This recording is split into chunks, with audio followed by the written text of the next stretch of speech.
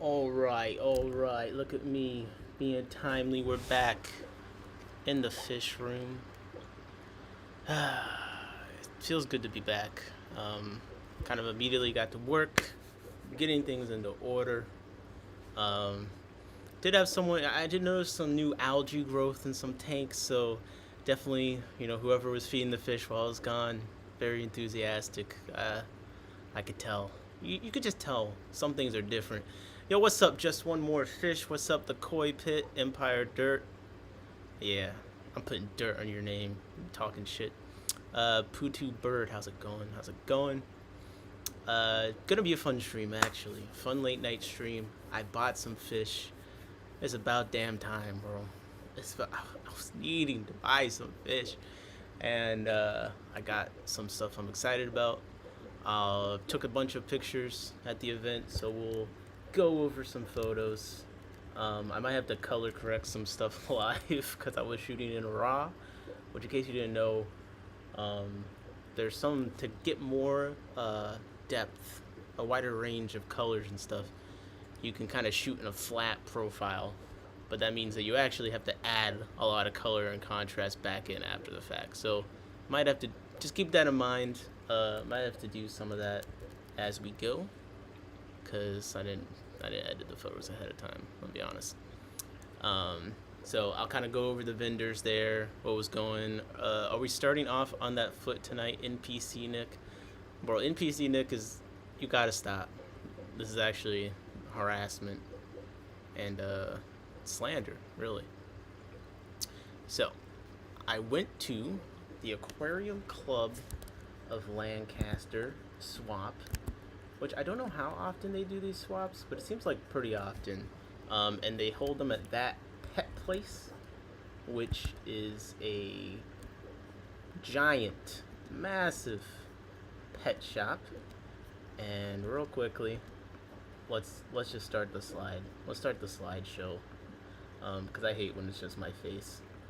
So here we go, that pet place, and you can see big building, big shark there.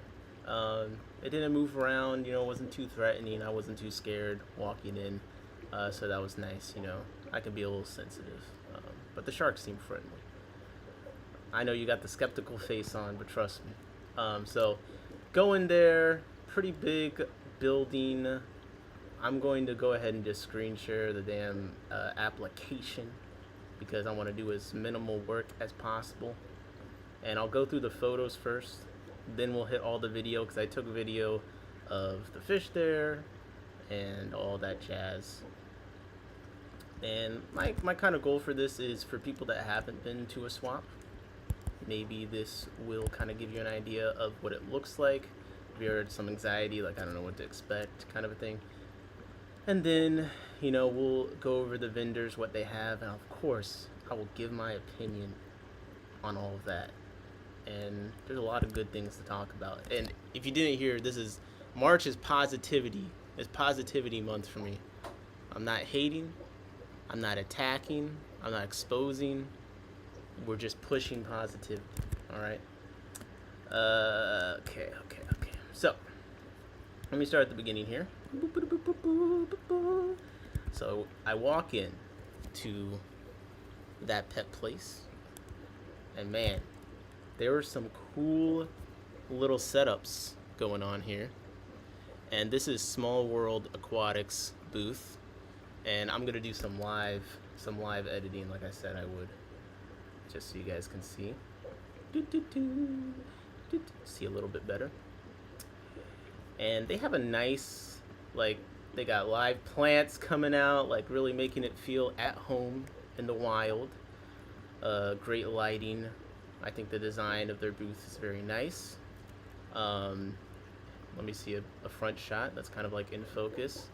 So you can see they got all their stuff in a very easy to view containers. I don't know what these are, but they're fantastic. I need some.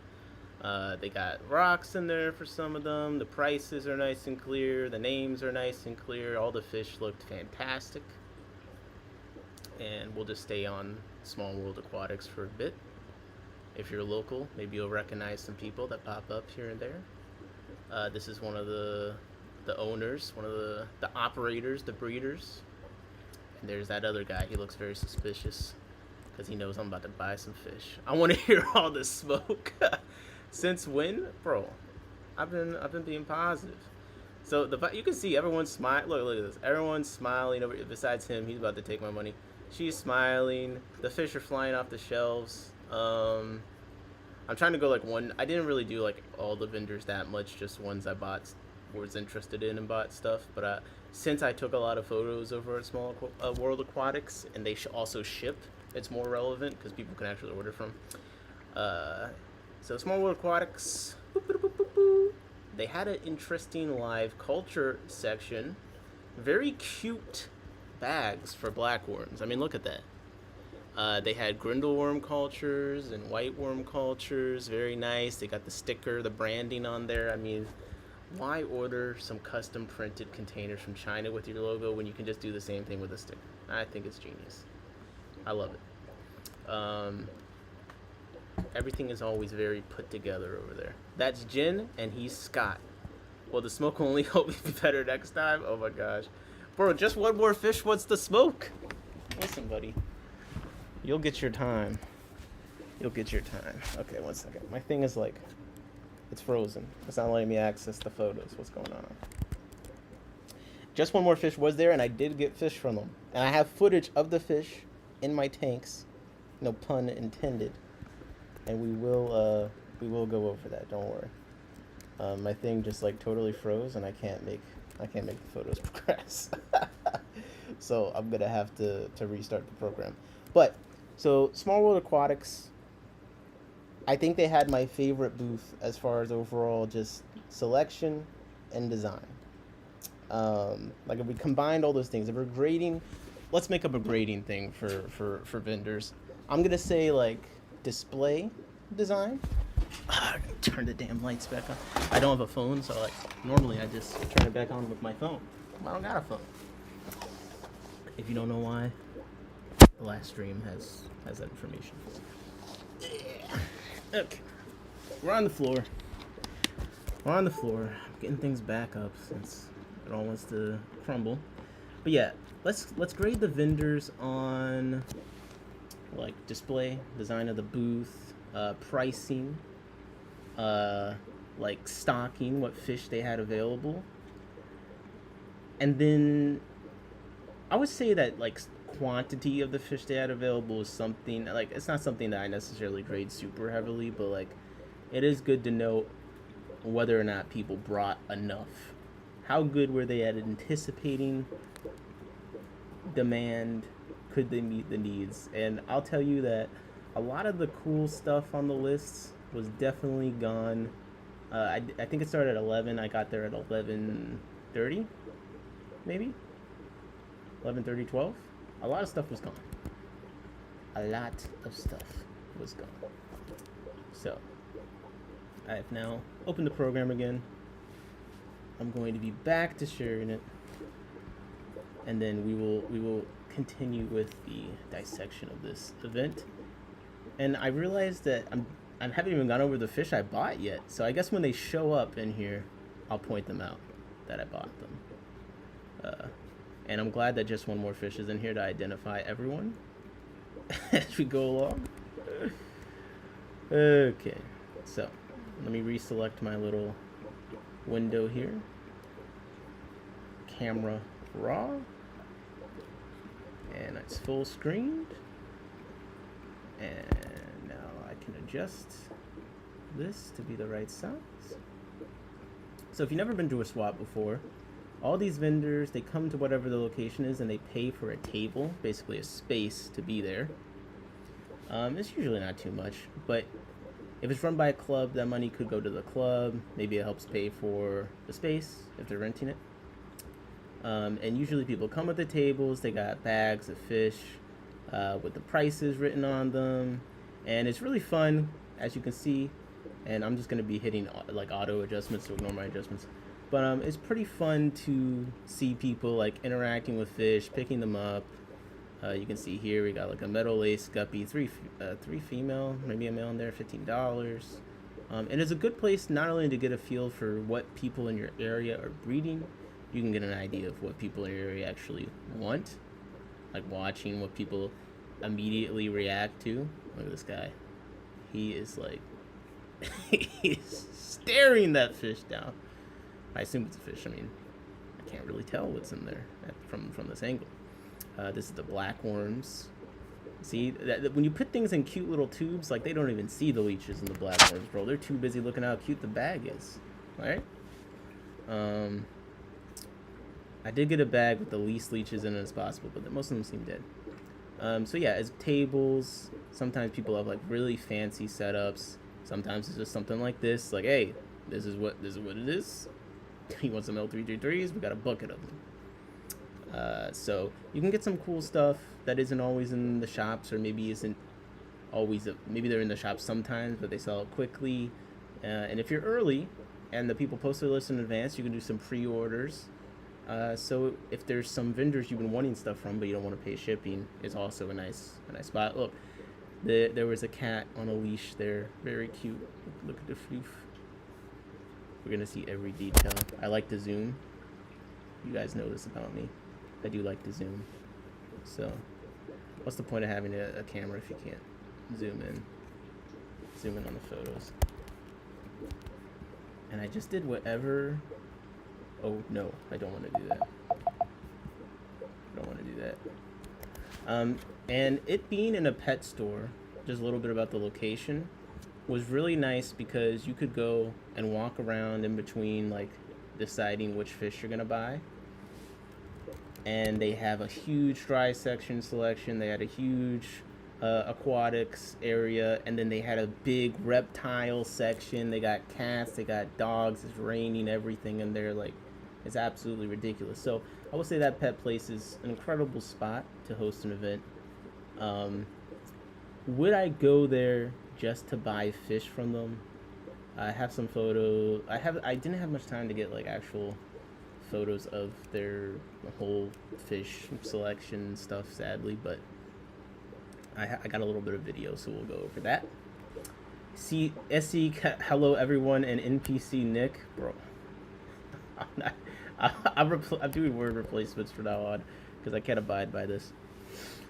I was buying time because I broke the photo thing again. This is like, I was doing it because I was being lazy, and it's totally backfired. All right, so getting a little bit of a feel. Hopefully we'll see the vendor name. Some of the prices on some people's was interesting. Here we have pygmy cories, $10 each, 6 for $50. We got some corridoras. We got all sorts of betas here in this box of. I mean, none of these betas personally interest me, but maybe you're into some koi female beta. Oh, look, there's some baby betas up here. I'm not really into betas, except now I'm into wild ones. Platinum Dumbo Ear Fancy Guppies, $25 a pair. So again, it's good for just getting an idea for like what people are trying to sell things. I thought these were pretty cool. The albino blue topaz fancy guppies, $25 a pair. I thought they looked pretty cool. I thought about it. I did think about it, but I'm not really a live bearer person, so I had other things I was there to get. Man, there was a great rainbow fish vendor there. A great, and that, yes, that was an adorable cat. What do you say nope to? Just one more fish. There was a great rainbow fish vendor. We'll get back to them. I'm just going in order for my photo taking. I was trying not to be too creepy, so sometimes I've done event photos a lot, like for work. You know, there's a way to like kind of not get in the way and like sneak around, but at the same time you can't be afraid to like get in people's way to get the picture that you want. That's just the sign. Fish friends. This is Lonnie. He told me today he considered me to be a friend, so I thought he might square up with me when I got there, but we were good. And I picked up some fish from Fish and Friends, and it was a great deal. As far as they had, I guess I'll spoil one of the things I bought. They had a bag of live fairy shrimp, and I believe if I heard him correctly, his friend collected them somewhere in the area. Oh, nope to going to that fish place for the fish. Yeah, now, the last time I went, their fish section was like horrendous, like much worse. This time, and I will say every time, just to give people credit where it's due, every time I've gone, I've thought the display tanks were really nice, and I wish more stores had the space to do display tanks. I really appreciated their display tanks. It was cool seeing like they had one with just giant Congo Tetras in it, which I got some footage of. I'll show later. But I do really appreciate stuff like that.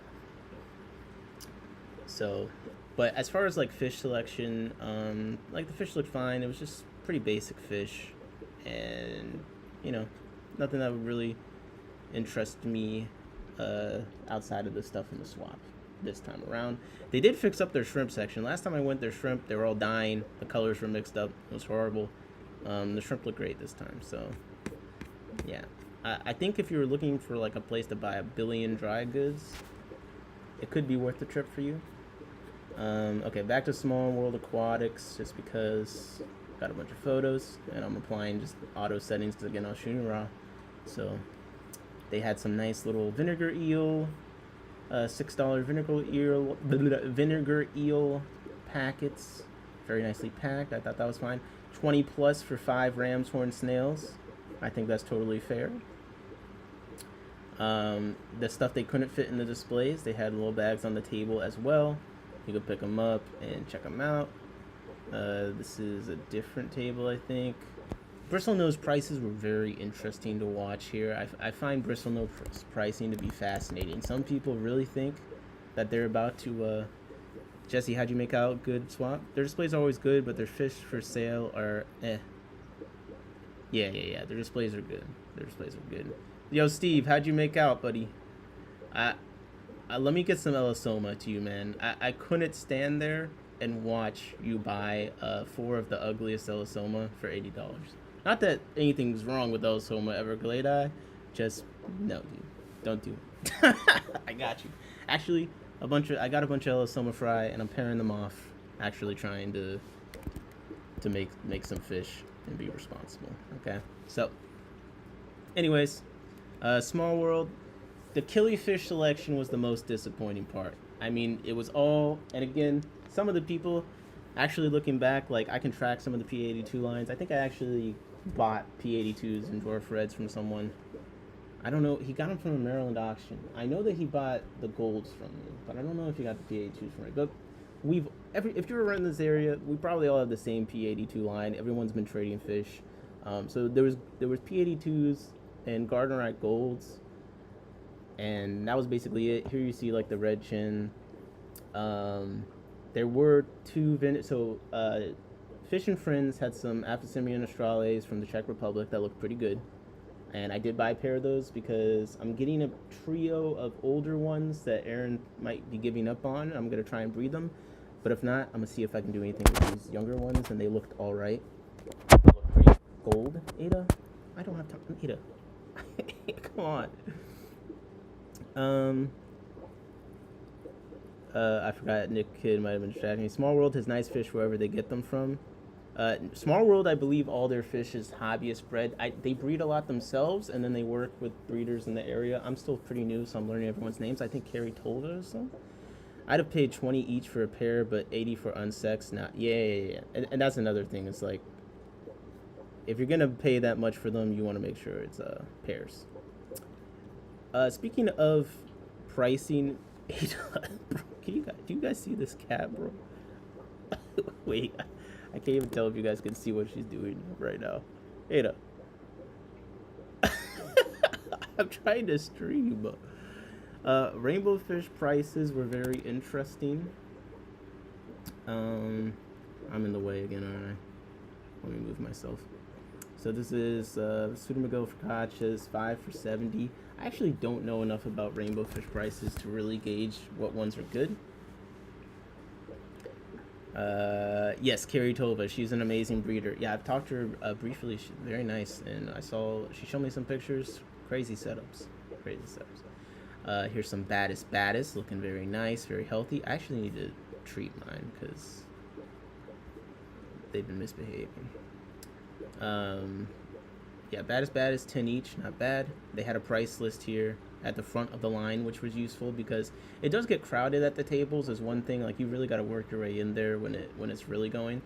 So you can see apparently they had a Pleachies lineatus wild form for $40. Don't know if that's the same as the one Dan's Fish has. It's only for $100. I have no idea. And they had Golden Australe pairs for $25. Fishing Friends, I had to pay $30 for my pair, but I mean, close enough. And I think $15 for the Degati is fine. Pseudomago Luminatus for $10. From what I see, that's actually a good price. People, it goes all over the place with them, honestly. I'm not familiar with these two rainbows, so I can't really speak on it. If you're into live arrows, they had Swamp Guppy pairs that looked very nice for $30. If you're playing the auction game, you could definitely get them for absolutely nothing, since people don't appreciate live arrows enough around here. But I think $30 for them is fine.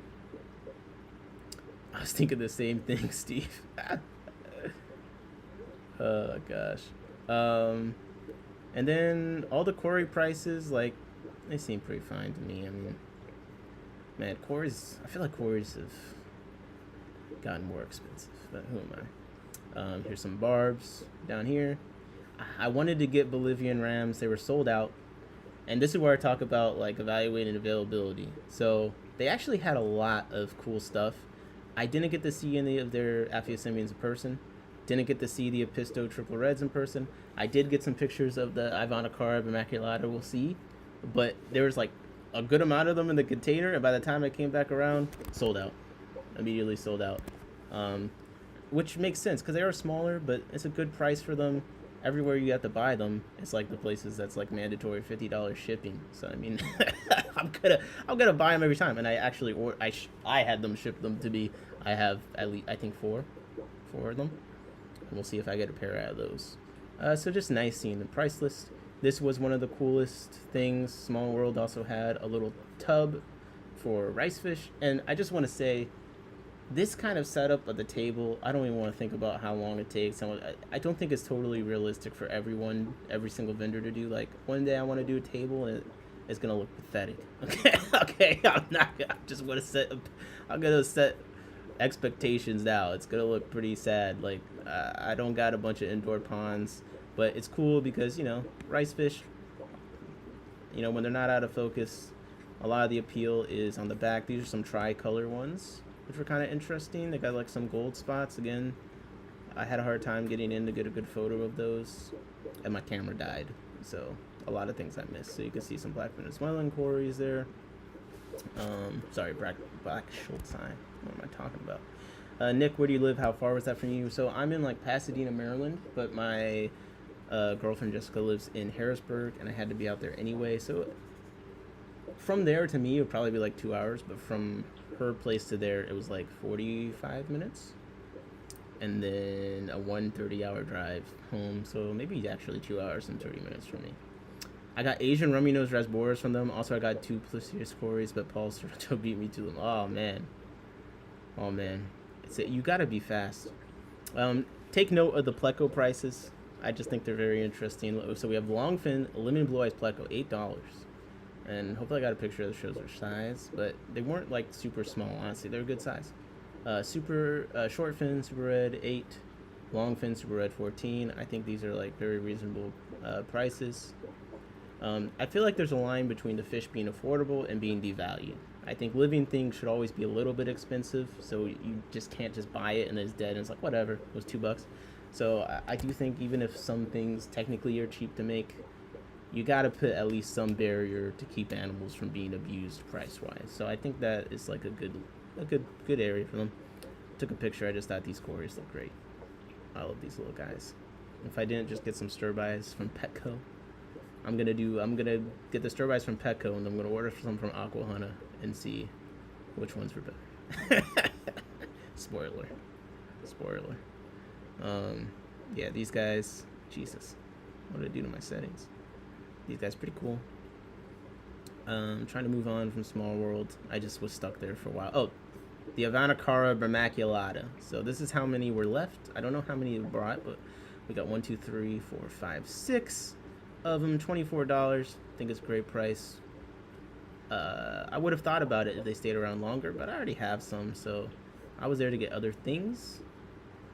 And yeah, cute little fish. I think they'll color up nicely. Maybe I'll show you guys what mine look like right now.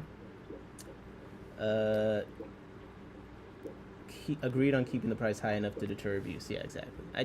I think that everything shouldn't, even if technically you could sell them and still be fine for a certain amount. So here's a better view of the black orange bags, just to get an idea of what you're getting for $12. I did buy one just to mess around with. And here we see they got the collection cups. They're catching stuff and bagging it live and then tying it up, something I could never do.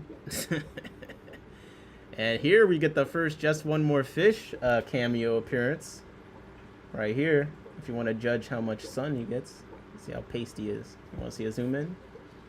You said you wanted the smoke. All right. What do you think the hydration regimen is? Don't look at my hands. But here it is. I actually bought this bag of Bacopa, I believe.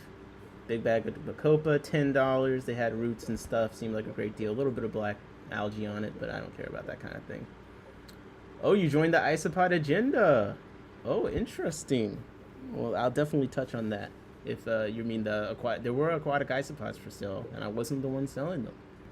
So we'll definitely talk about that. I don't know what green neons really cost, so you can get 6 for $30. I don't know if that's good or not. Just chilling out there. Here's some rummy nose rasboras. And if someone knows what this vendor was, I missed the name. But here's the rasboras. And then again, I tried to, since I didn't have my phone, I was like, let me get some good photos. People can really see, like, bro, we can zoom in and see what the fish were looking like and give our honest opinion, right? So I think most of these look pretty good. I want to get that one. But yeah, Raminos rasboras in a little container, and they were 6 for $30. And welcome to the isopod agenda. Now I gotta look up the prices. I do know these are very expensive, so I don't know if this is a good price or not. You guys are gonna have to tell me. But 6 of the Pseudomagil Gertrude Aru got 4 for $85. Too steep for me. I'm way too poor for that. And then I do know these guys are a bit more expensive. The Pascas Blue-Eyed Rainbows. I already have Pseudomagil Luminatus, which I did buy from Small World Aquatics that I have fry from. Okay, this is where we're gonna have to talk. Okay, I'm sorry, bro. Are green laser cories really that expensive? I just can't imagine paying $45 for one cory at a swap. That just seems like a lot. I think I've seen them in London town, and I want to say they were $30. So I'm looking them up right now. They are pretty expensive. So maybe this is the normal price. Dan's Fish is selling this one, or was selling this one for $70. So yeah, maybe this is a rich person fish. I'm just too poor. That's probably Chris's fishes. You need to see my Keystone Clash setup. It's a lot better than what I do at these swaps. I will see. Smoke. His hands are what the lady's hands should have looked like. Oh my gosh. They're high, and I don't just mean the price. Yeah, so the green laser cories, those might be more expensive. I feel like I've seen these and the red lasers in the store for $30 at London Town, which isn't known for being the cheapest. And then the stir-bys were $15. I bought 6 at Petco, I think for $11 each. And London Town might be around this price. So stir-bys are expensive. So I can't say this is necessarily a bad price, but you're not getting like a steal. And I think London Town also has a group buy and a discount, and they're the only store I shop at regularly that has that, so I'm not just comparing it to them because I'm a fanboy. So also we see that their super red longfin ancestors were also a lot more expensive than we've seen so far. $25 each and 4 for $90. I bought like 10 on Aquabid for $90, and that's where I'm breeding mine from now. I grew those out. Catfish are hard, the individual species, while very high specialized for environment. Indeed. London Town equal local Dan's Fish. Yes. If you didn't know and you're in the area, London Town Tropicals, I'm putting my biases out there. I really like the shop because they have an automatic water change system. I know his treating regimen. He treats the fish when they come in. So even just that, if they're incompetent, already those two things I feel like puts them ahead of a lot of stores because the water's always changing. Like it takes a little bit of the human error out of it. But besides that, their selection is just so much better than like a House of Tropicals. And most of the time, they'll get in stuff that's on Dan's Fish. Like right now on Dan's Fish, he's selling those peacock eels for like $100. I bought those at London Town for like 25. So if you see cool stuff on Dan's Fish, a lot of the time after he lists it, London Town has also gotten it depending on what he ordered. Did they relocate yet? I don't. Is London Town about to relocate? I don't know. I do know they have a warehouse where they keep some fish, but I don't know if that's where they're moving. Here we see this table. This is the guy that is selling the aquatic isopods, by the way, which he did originally buy from me at the I forget the name, Cichlid Club of York, I believe, swap that I did a table at. That's the one table I've really done. We see some mixed shrimp, 6 in the bag, $20 or 12 for 35. I would pass on this as far as price wise, but also I'm not a mixed shrimp person, so if you are, it might be worth it because not too many people are willing to mix the shrimp for you like that. I actually do think maybe the labor involved in putting in a mix of each color might justify the price. So green lasers are $1. Well, there you go. I like I said, I think it might just be a rich person's fish, isn't it? It's been forever since up there. They're talking about setting it up on their private standard. So yeah, no, they haven't. No salt water, that's for sure. We see some more albino bristlenose, pretty, a little smaller side, $5 each. I think that's totally appropriate. See some magenta mystery snails here. All you shell snobs, I'll do a quick zoom in. $3 each. I pretty much sell. That's what I usually sell them for. The stores, I think the stores mystery snails are usually $3.99 a lot. $4.99 is around the price range. And online, they charge ridiculous prices for, like, they'll make the magenta snails more expensive because for some reason it's the only color the stores can't order off of a list, if you didn't know. And you didn't pick up the $15 Snow Whites for me? We aren't friends. I was going to buy one. I think someone picked it up in front of me. Good looking snails? Yeah, I think the snails look pretty good. I was selling Snow Whites for $5. I know, I saw. I almost bought one, and someone picked it up. I don't know if they actually bought it, but I did think of Aaron. Even worse. Well, hey, now you know someone that sells Snow Whites, so, next time you can get your ass off the couch. So, here we go. And the guy that's running this table seemed nice. I talked to him, and I think that's his partner that was with him, but I don't know for sure. I did not see any blueberry snails. We're definitely not friends, bro. After your real nickel-sized comment, I don't know. Okay. So the guy's I'm just frustrated. The person at the thing was very nice. So I have a little story to tell about this. So when he bought the isopods from me, he bought the bag. He was very excited. I heard him talking to the side like, oh, they were at the Clash of Garden and Eater for like $50, blah, blah, blah. He was very excited. I was selling them in the bag for $20. I think it was 10. I don't know. Mine is usually 10 plus whatever. And he bought a bag. He was very excited. He ran off, and it was cool. Then he came back. He wanted to buy. Now, I only brought a few bags, and they were selling. So I knew I was going to sell out of them. And he tried to lowball me for $50. He was like, can I get $15 for the second bag? I was like, bro, I just heard you go off and talk about how they're worth like $50 a bag. Anyways. So now he's coming back. He's selling them for $30 for 10. You guys know I'm a price hound on the aquatic isopods. Aquapods LLC, formerly Conrad's Fish, is the best deal on eBay out of them. But, $30 for 10 isopods I think is a little steep. But look, you're the only one there. You can sell them for whatever you want. I see he went through the effort to try and find a species. Castodora SP, that's the original species I thought that my isopods were. And now, because of a few things, I'm kind of leaning towards Orseus.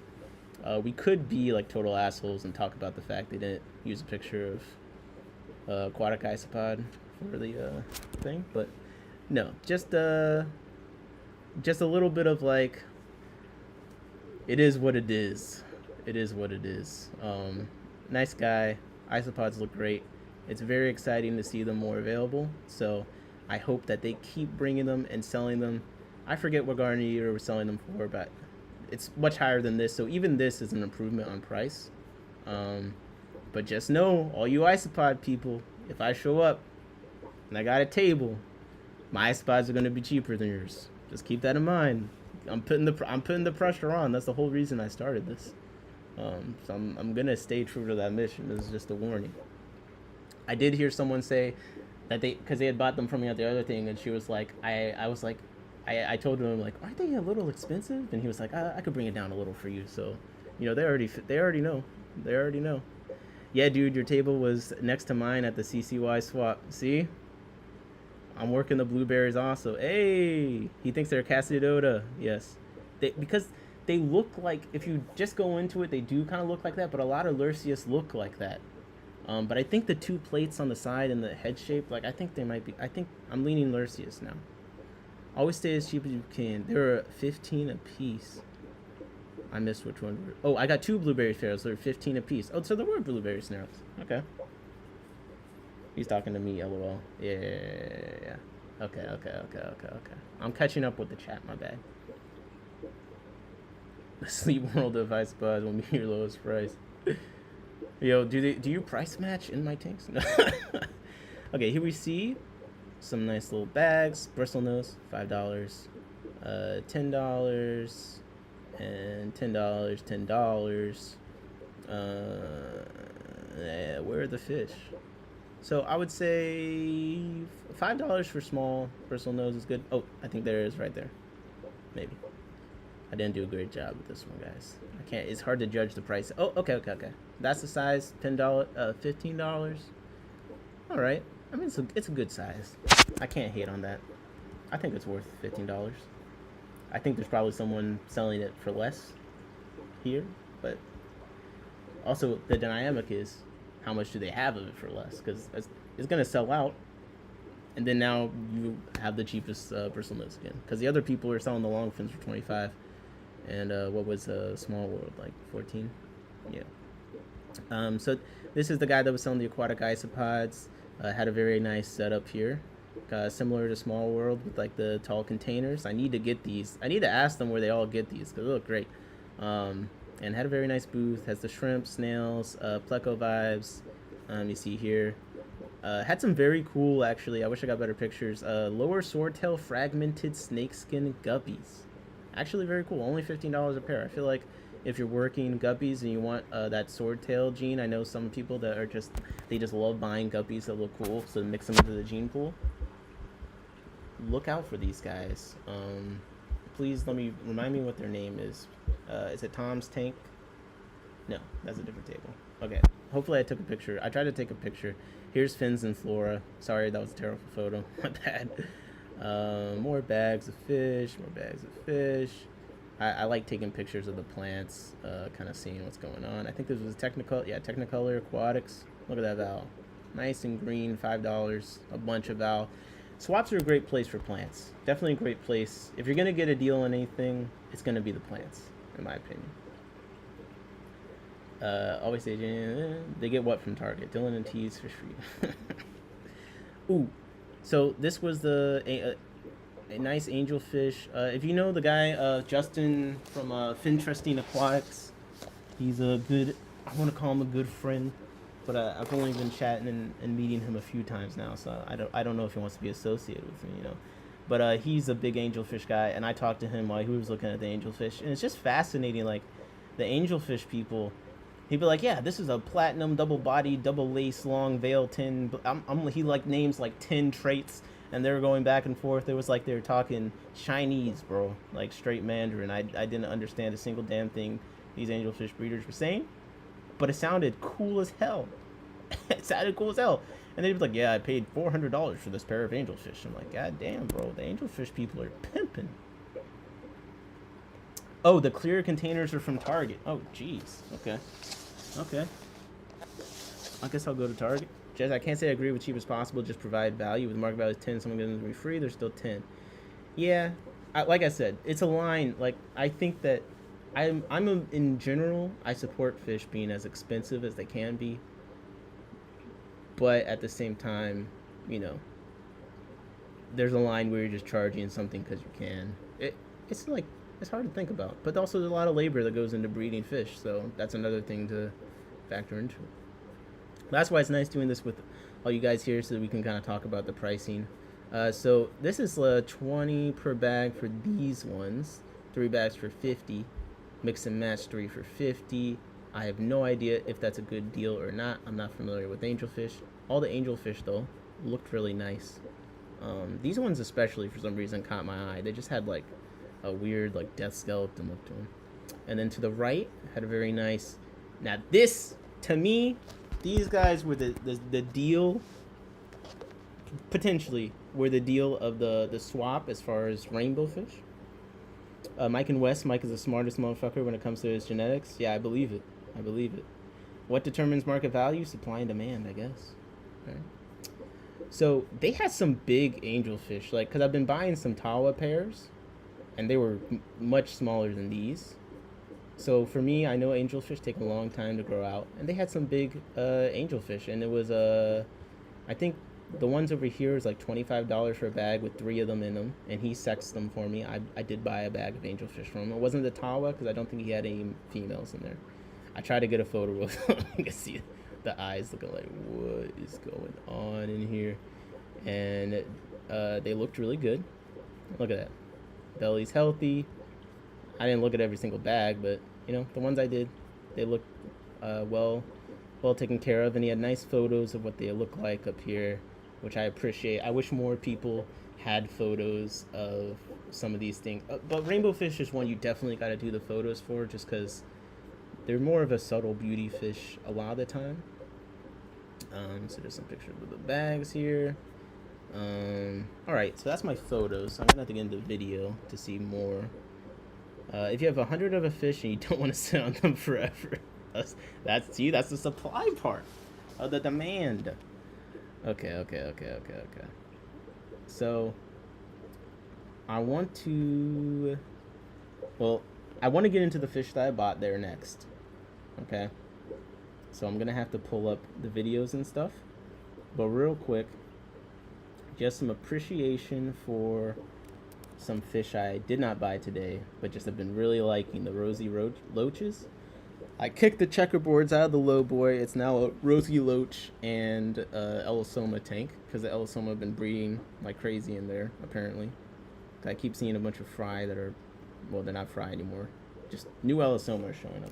And you see the corrections I'm doing? I'm color correcting it live because my temperature and stuff were off. So I'm trying, color correcting is like you're trying to make it as accurate to life as possible. So I'm just making a quick adjustments just so we can see. But the rosy loaches, man, they hang out together. They really hang out together, and they hover, and like in the low boy, it's just perfect. They're just schooling, going all around, and I believe, if I remember correctly, I think they're from like where CPDs are from, and it's just like awesome, absolutely awesome to watch. So let me pull up the videos, and we'll get into those next. But I just wanted to show some appreciation to the rosy loaches, because they've been showing me appreciation. I'm loading up the videos from the swap, which will include some of the fish I bought. Let me see, catch up with the chat real quick. Dylan and Tess fish for you. Oh, I read that. Wes is a smart F fuck with his rainbows. Yeah, I was really impressed talking to the rainbow and angelfish guys. Like, man, they were definitely on top of things. I thought their prices were really fair, because you're getting bigger angelfish. You can see them. There's a lot of value in being able to see them in person and, like, you know, ask them questions about it, whether have them sex them or whatnot. Like, I think there's a lot of value to that. And these are fish that aren't often, like, in stock in stores, even if the store does bring them in. So it's just nice to see, and I want to just show appreciation. They're nice enough to answer my questions, and I love talking to someone that breeds fish and they start getting excited. Like, I could tell they get excited about breeding fish just like I do. You know what I mean? Like, not that we're anywhere close to the same level. They seem way beyond me talking about all the genes and all that kind of stuff. But like when he was talking about the fish to me, he seemed excited that I was asking questions. And when Justin was talking to the dude about the angelfish, like he seemed very excited to answer questions and chat back and forth. And it's like, even for the vendors, they too benefit from like, hey, I get to hang out in the place and talk fish with people, you know. So it was just really nice to see people and share that kind of excitement with them, right? Going to video real quick. Hold up. Hey, I gotta figure out where the window is. Let me see if you guys say anything. Mike and Wes are good friends of mine. They will talk all day. Oh, I believe you. I believe you. Definitely, it's like one of those things where you see someone starting to get going a little too much. You're like, wait, but I gotta go buy other fish. I gotta go buy other fish still, buddy. Hold up a second. Hold up.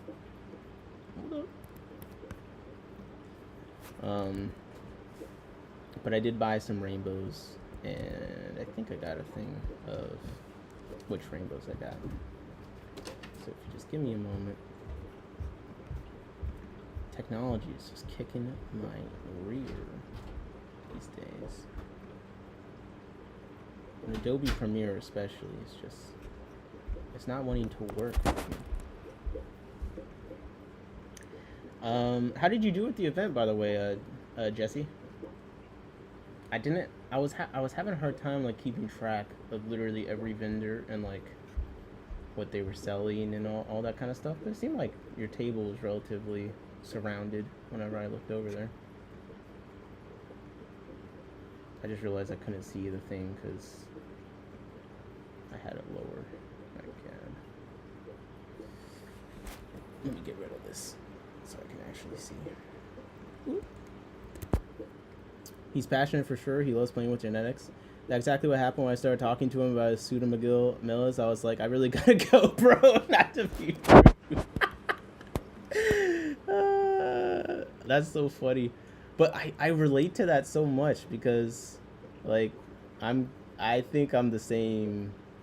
I think I'm the same way. Like, I think when people sometimes talk to me, like, I do talk too much, honestly. So, I felt like he was a kindred spirit, but at the same time, I had some fish to buy, and some of the fish I wanted to buy, like they were starting to go. They were definitely starting to go.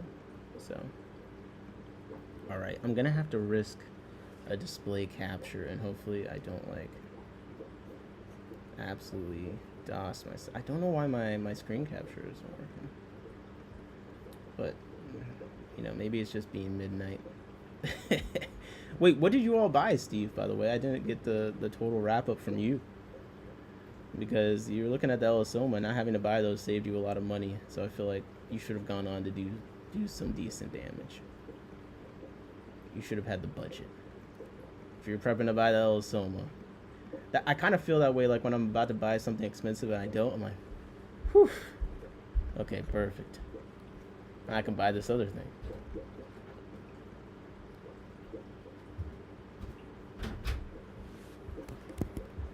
Okay, I'm turning off Adobe Bridge because it's messing up my flow. I wanted to get a pack of CPD for $30 and they sold out. Wait, how many were in the pack? Because that depending on the number, that's pretty good.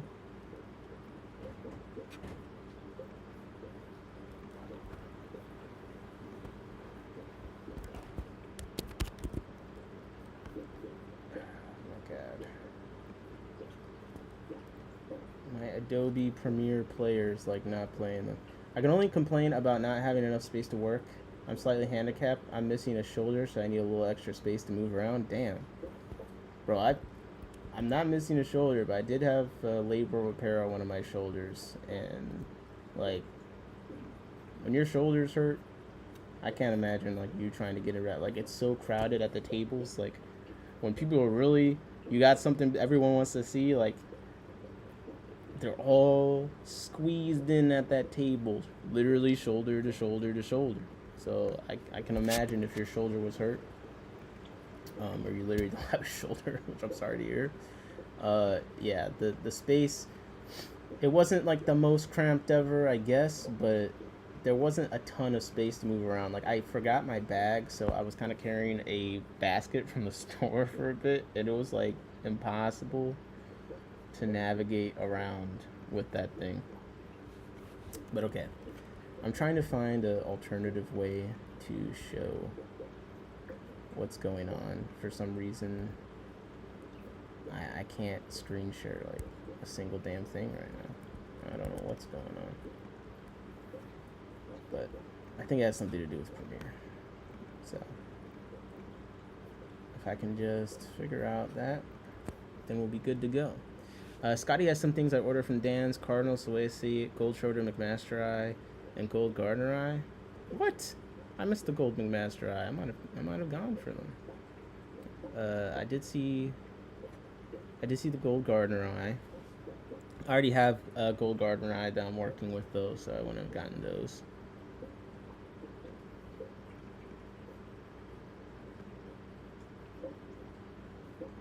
I got spike-tail paradise fish in that order, Steve. Ooh. But it's good, the feedback on the space, to know as a vendor what exactly could be helpful for the next time.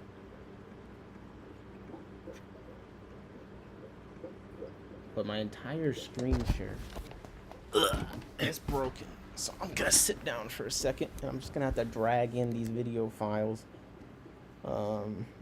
Unless I could find a way to make something work here. Maybe I'll restart the stream, I don't know. But let's go with the stuff that I bought. Now, I was meeting the guy from Justin from Fintrusting Aquatics. I was getting a pair of P82s from him, and I was getting a pair of Dwarf Red Galaris from him to work with. I did secure those. Thank the Lord. Also, I got some Apicemia Australia. I got some I got some blue barred barbs from Just One More Fish. I got 2 bags and the Bacopa, and they look great. I did have one lost. I think it took me a long time to get home. I think it was just too much time in the bag, being stressed out. So I think that one's probably on me. I got some photos of it once Ada gets out of my way. But I've been looking for some more of those barbs. So I was pretty excited when I saw them on the list. I knew I was going to buy them. And it's cool seeing them smaller, because I have 4 adults, which is just not enough. I mean, you got to have a bunch of those. And it's cool seeing them smaller, because hopefully I'll be able to breed them eventually. And I kind of get to see a sneak peek of what they might look like in the future. I got the bag of fairy shrimp, which I'm very excited about that. And what else did I get? I might just have to show you guys with literally my camera, because let me Google real quick. I didn't realize there were spike tails. I would have tried to see them. Haha, my brother's working with the paradise species. That's cool. How hard are those to breed?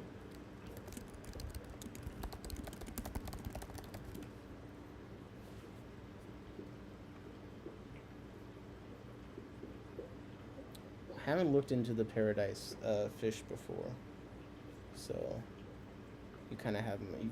I'm intrigued. I'm intrigued for sure. I gotta like quit a bunch of stuff because I'm trying to see if something else I have open is like interfering with OBS's screen share. But let me pull up a little still of one of the videos of the fish that I got, because I gotta get something.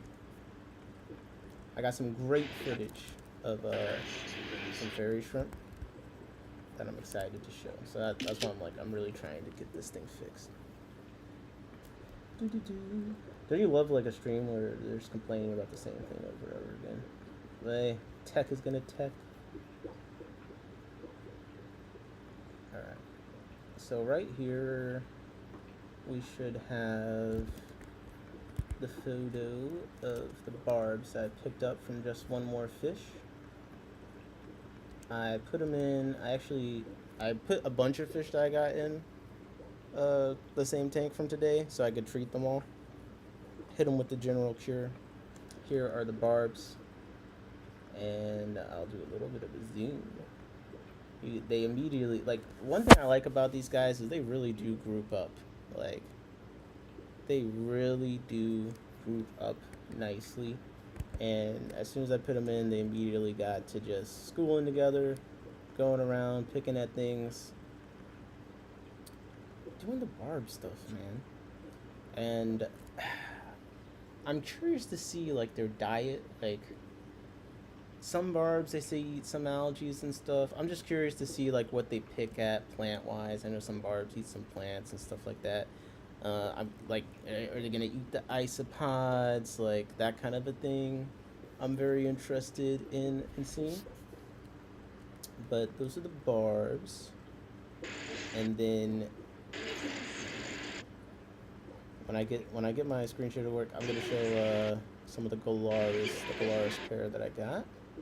Let me just screenshot that real quick. Since we're working with the high tech stuff right now, we only do screenshots, no exports, no renders.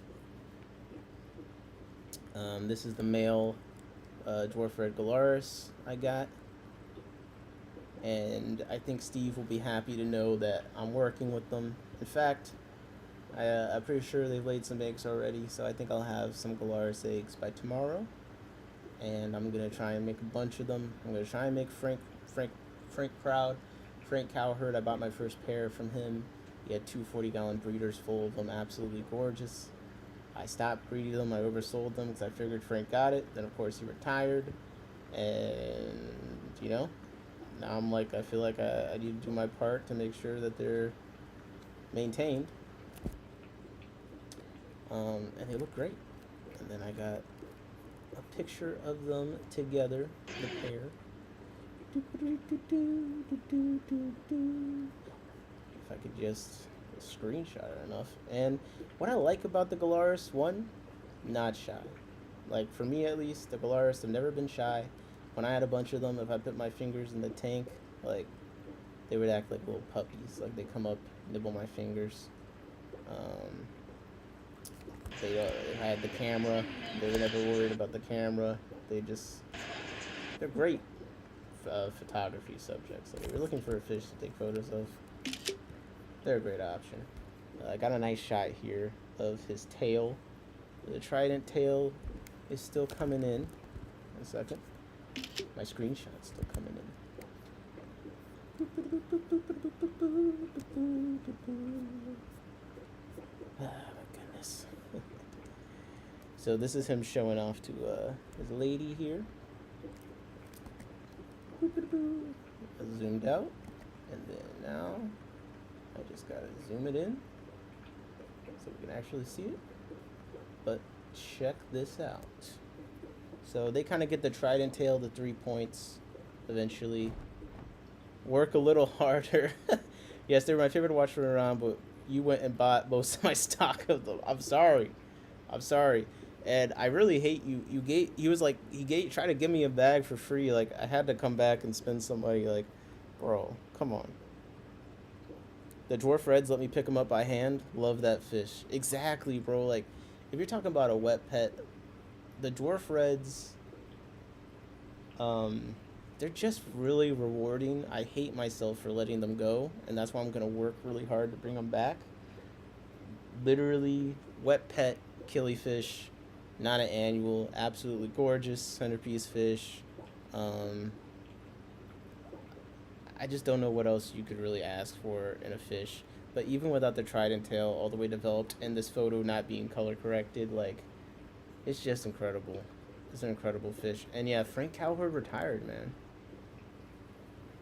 The difference between, it's called good business, Nick. Fuck you. I'm trying to figure out the difference between red and blue Galaris. They look the same. So the dwarf red Galaris is basically an aquarium strain. they just have more of that like reddish coloration to them, and they also stay smaller than the normal blue Galaris. But to me, the dwarf red Galaris looks almost exactly the same as like some of the Wari collection points and stuff like that. So in theory, the difference is the size that they get, but they're the same species, uh, just a little bit different as far as like look and size. Um, Anyone with more experience can maybe chime in on maybe there's like behavioral fertility differences between the two. Obviously, one gets bigger. It's probably going to eat a wider range of small community fish, potentially. And when I talked to Frank Cowherd, he said that they really didn't eat like other fish that much. They didn't really eat their fry that much. I definitely had them eat one or two fish. Maybe usually it was the female for me. Maybe she just got too hungry. But they're not like in a super aggressive fish at all, in my experience. Not at all. At least the dwarf red ones. I can buy it. It's supposed to be smaller, but 100% of most Galar strains look the same. The only one that looks different to me is the low collection point, and I lost my male. He looked absolutely perfect, and one day was swimming wobbly, and was gone by the end of the day, and I don't know what happened. I really don't know what happened. Very sad about that. Okay, here's one thing I'm excited the most about, and that is going to be a bag of fairy shrimp. Now, fairy shrimp are basically brine shrimp but freshwater. They look about the same. They seem to act about the same. There's a lot of varieties of them, and you can kind of colony breed them and keep populations, in theory, kind of like Daphnia and stuff. And I've been chasing live ones because the eggs just have not been working for me. But here you see one of the fairy shrimp. I put them in a bunch of different tanks just to kind of see if I could, maybe I'll get lucky with one. You know what I mean? Like, just put them as many different tanks as possible. But these guys were pretty cool looking. They're reddish with a white tail, a lot of them. So they actually look pretty cool. They're pretty big. The adults were pretty big. Like, a lot of the fry couldn't eat them. The scarlet baddis, I put them in one of my scarlet baddis, decimated them. So not that they're not that big, but they're pretty big. Where like a lot of different kinds of fry, like the Procatopus, would have to get pretty big to eat these guys. And I'm hoping, Ada, really? You're already taking up all the space. And now you want to control the airwaves. Huh? Really? This is what we're going to do. Okay. Oh, okay. Yeah. You want the whole world to cater to your space. I'm trying to stream. Damn cat. Sorry. A little bit of a domestic dispute going on here between me and my cat. She doesn't like it when my arm gets in the way of her personal bubble, but she's sitting on my lap. So it just kind of feels like it's on her. Okay. I got a terrible shot of the Australe pair, the young Australe pair I got, but it was from Fish and Friends. Well, shout out Fish and Friends. Lonnie working the table. I think they put in a lot of work for this event, and Lonnie does a lot of work for clubs in the area, so gotta shout him out. I did a vend table at the... Honestly, I think I forgot to pay the vendor fee when I had the table. Lonnie, I think I owe you some money. He was just really nice. When I did it, he very much seemed to care about the vendor's experience, and that was worth it for them, and he just wanted people to have a good time. So I shout out to him. I didn't realize he was so involved with Fish and Friends, but it makes sense because they seem to really have their priorities straight from what I've seen so far. And I need to make it to Fish and Friends because their stock, the stuff that they bring in, it is a lot of stuff I'm interested in. So this is an uncolor corrected photo of the Austral male, and obviously he's not looking the best. He was just putting in. I thought Lonnie was gonna jump you. Lonnie did, so he did like put his hand on my shoulder when I first walked up. And he's like, "Are you done with the bullshit now?" I was like, "What do you mean? What do you mean? I'm always done with the bullshit." So he did try to check me a little, but later on we talked. He was cool, and he said, "Look, Mandy's my best friend. I've known her a while, but you seem like a nice guy. I like you. I consider you a friend. So I appreciated that. We made up, and you can't deny the work that the man's putting in, for the local community. So dogs are better. Oh my gosh, dogs just annoy me too much, and I don't need to talk about dogs because I think that they're fine. It's just that having something that weighs enough to inconvenience me physically, it would just annoy me too much. Like I've gone to people's houses where the big dogs like jump on you, and yes, I know like reflects on the owner or whatever, but I think I'd be a bad dog owner. You know what I mean? I think I'd have a bad dog. I don't think I'd be good at having a dog. So, uh, yeah, the cat fits my personality, and Ada, she comes. We have a bedtime. That's why she's bothering me, because when it's bedtime, she wants me to come lay down. She lays down on top of me, and we go to sleep. So we got our little routine, and it's really on me for breaking the routine. Around 11 to 12 a.m. That's when she starts wanting to go to sleep. Lonnie, how do you describe it? It was just Lonnie. Unique AF. Try having horses or goats. Goats could interest me. Horses, I have no interest in owning them. Cool creatures. But yeah, this is what the male Australia was looking like. You can judge. I'll update later when he's looking a bit more comfortable. But in the bag, actually, he's looking super orange. Not a lot of brown spotting. So just in case this other trio doesn't work out, or it does work out, I can have some genetic diversity because I like keeping it fresh. Goats are a pain in the ass. Have you had goats, Steve? I'm pulling your leg, Nick. I have a whole ass farm here. That's awesome. I love that fish people so constantly seem to have other animals. It's like people just love creatures in general, and I'm here for it. I'm totally here for it. Okay.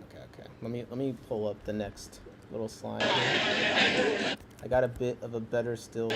Again, my screen share is broken, so I'm just gonna screenshot stills of videos, and maybe I'll post them or something, or something like that.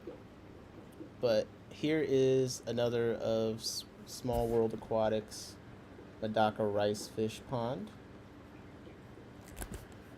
and I think it's just cool being able to see, like, there are traditionally pond fish, even though they're starting to get cooler from the side views. It's just nice to see people putting in effort to display the fish in ways that they can be appreciated. So some of the tricolor stuff, I was tempted a little bit by these gold patches, but I'm like, okay, I have enough Medaka projects that I'm working on. I don't need to add another. It's just going to end up in some community tank until I do eventually get to it, but I've got to you've got to know when you have too many where you're starting to lose focus. But you can see they have some cool little patches of gold sparkles on them. Argo is a rescue. He's literally a dog to run to for pets. We rescue out a swimming pool in someone's backyard. What the hell, bro? What's wrong with people? What's really wrong with people?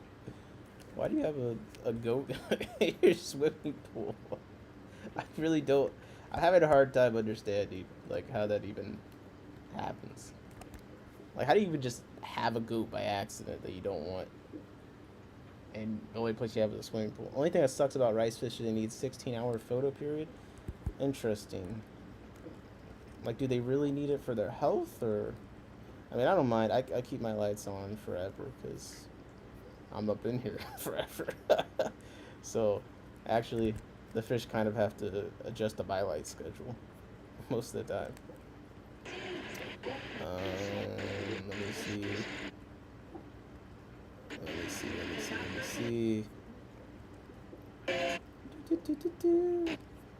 I made out like a bandit. I'm not gonna lie. I'm pretty excited. The Galaris especially because I made a bunch before and I feel confident I can do it again. And it feels like it's not like a selfless act. Like, I'm sure I'll sell them. I'm not gonna charge like $180 a pair like Dan's fish, but the killifish, not that many people are into them or breed them, and a lot of the ones that do are older and they're starting to age out. literally retire or unfortunately pass away, and it's up to the younger keepers to keep things going. So killifish is rewarding in that sense, where you kind of get to feel like you're helping conserve. And a lot of the killifish like probably should be endangered because they're next to some river or ditch, and that's the only one that location is at, and some mining is going on and dumping chemicals in and all that kind of stuff. Uh, in previous marriage, we had goats, chickens, peacocks, rare pheasants, ornamental ducks, and one cow. Oh my gosh, okay. Old McDonald in the chat. Rice fish can do whatever. That's what I'm doing, Steve. Okay, we got two McDonald's. Constantly breeding for me at 12:12. Jesse, you need to give me a tour one day. Yo, Nick, I'm photographing with a microscope. Oh, sheesh. I can't wait to see. Coon are cool. They smell like syrup. Coon pigs? Pigs that smell like syrup? You guys are sniffing something different than I've been sniffing. I don't know what you're sniffing or snorting, but it's something different. Damn. So I cannot get my screenshot to work. So honestly, guys, the footage I might have to like actually show at another time, unless you want me to try and restart the stream and see if it works then. Yeah, I might do that actually. Give me. All right. Well, that didn't really work. No, I didn't kick you out, bro. I was just trying to see if I could make something work. My God, I didn't kick you out, but I do want to take a look at the fish I got today. So we're gonna do that real quick. Oh, and I gotta do the review of that pet place. So actually, I got a whole bunch of stuff that I have to do still.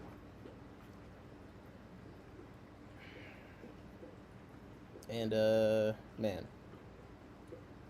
So that pet place, if you're not familiar, that pet place in Pennsylvania, in the kind of Lancaster.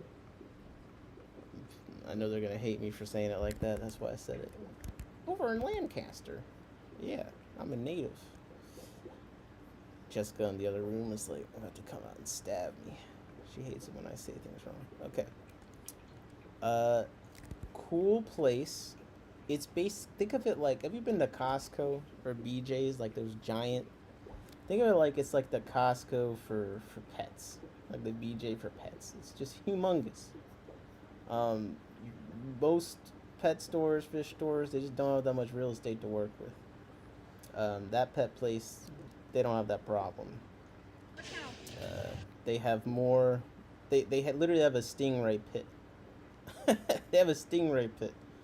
That's the kind of space we're looking at. So I'm just gonna be pulling screenshots since my screen share is broken. But here is just a peek at part of their dry goods section, where you can just see how much wood and different rocks and all sorts of crazy stuff that they got going on here.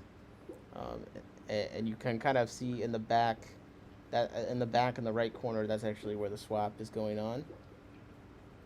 They can fit a whole swap in the store, and you never even know. The Amish turf.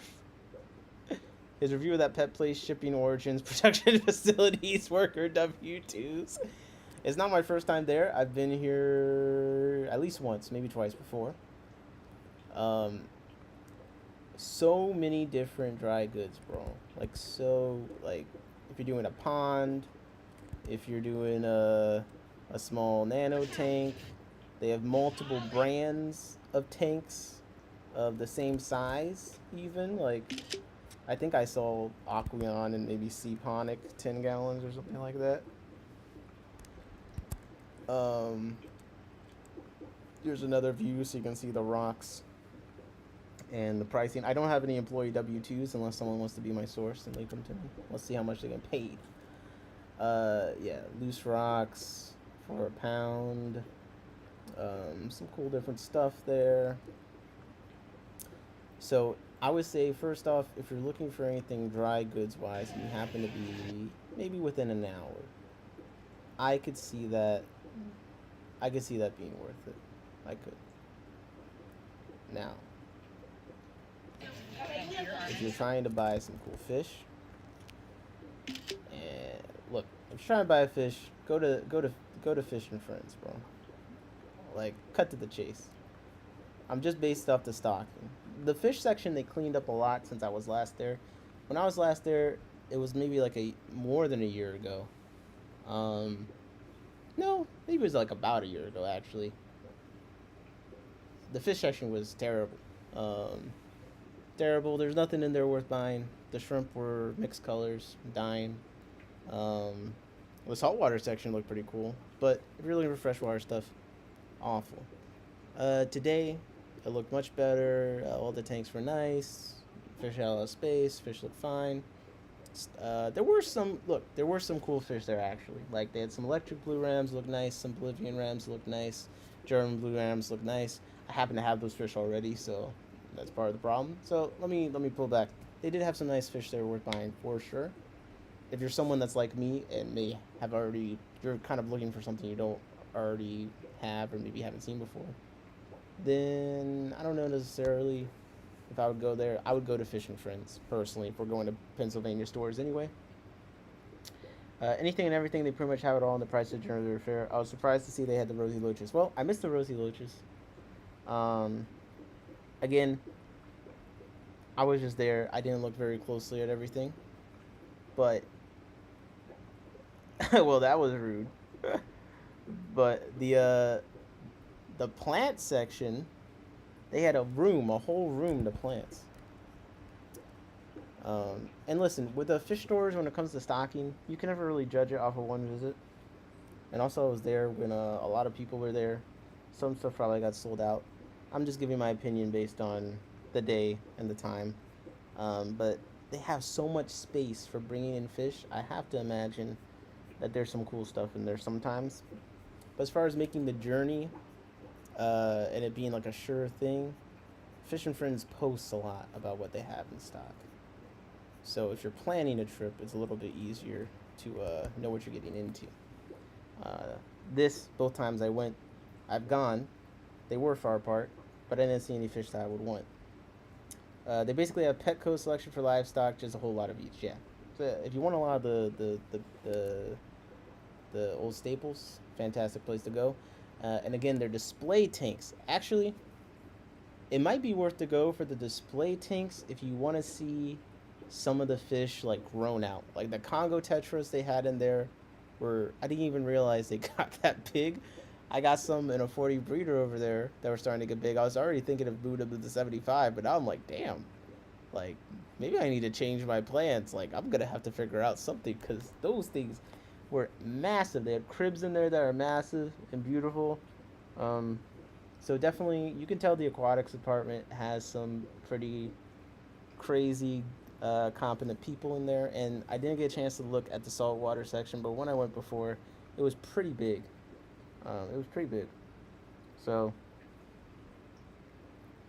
I'm like a verbal processor. So if eventually I disagree with myself down the road and change my mind, don't get mad at me. Don't get mad at me. I constantly am saying things and then later realizing I'm wrong. So, this is a journey. Let me see if I can find a still of the room of plants. And another thing that would make it actually worth the trip, it's got a lot of terrarium stuff. Like there's a whole other reptile section. I mean, even if you went there and didn't necessarily find a fish to buy, you might find something else alive to buy. And I got a still of one of the display tanks right here. So I'm gonna throw that up while I find the shot that I'm actually looking for, just so you can see, like, they got some nice looking big fish in there. So there's like a decent sized angel next to some Congo tetras that are pretty big. Same with those Denison barbs in the tank. They're like 6 Yeah, the barbs are huge, and those gold spotted severums huge. I have a shot of those. 1 second. So see, we're building up that pet place height. 1 second. I gotta find the shot. Here is again, I don't have a phone, and I was dropped off, so I had to wait until my Jessica got there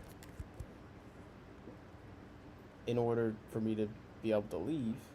But then also, my camera died, so I had to wait for her to get there with a phone, so I had something to film anything with. And by that time, I was pretty ready to go. It wasn't even like she was like, "Come on, let's go." No, I was like, "Yeah, I'm ready to get out of here. I've been here forever." And I already bought my fish. So you can see here, like, this is how the aquatic section is kind of set up. They have a bunch of rows of tanks like this. The holding tanks are a pretty big size. Again, this place is like blessed with space. They have so much space, and it's a real advantage for them. And I think for the most part, they do a good job utilizing it. I just wish there was more different fish in stock. But you can see they have relatively large holding tanks, I feel like, unless I'm like hallucinating. But to me, it just felt a lot bigger. Everything about this place felt big. So, but here's the thing. I guess this is where my criticism is as far as the stocking, because even though House of Tropicals doesn't really have freshwater fish I would buy, the thing about them is it's almost like going to the zoo. You know what I mean? This is like going to the zoo too, because they got so many animals. They got the petting the stingrays. They got the big display tanks with the big fish in them, because they have the space for those display tanks. So that is something that's pretty unique about them, that you're not going to see at a lot of, at least I'm not going to see at fish stores near me. I'm trying to see if I can find those Severums, Steve, because I know I took a little bit of a shot of them. They are a Aquarium Co-op associate store, and man, don't buy Aquarium Co-op in a retail store if these are the prices, man. My goodness. Let me throw still that up there. They got the magic feed for $13.29. I don't know if that's the price actually. Let me check.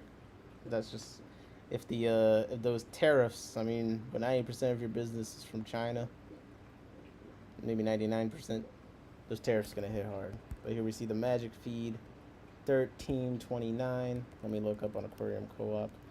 Magic feed aquarium. Google. Magic small fish feed. So the magic small fish feed, I see what they've done here. So on Aquarium Co-op, the magic small fish feed is now $12. God damn.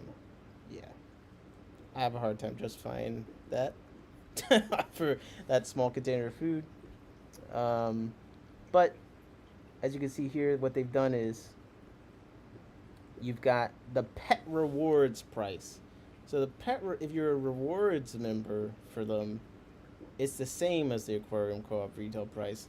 Otherwise, you're getting that slight upcharge that, I mean, they're probably going to have to do. I understand that, but I probably would just order it online at that point.